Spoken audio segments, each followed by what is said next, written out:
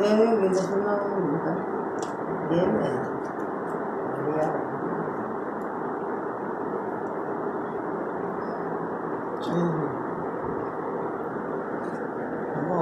ఆమె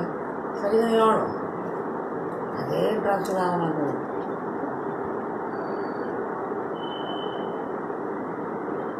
చాలు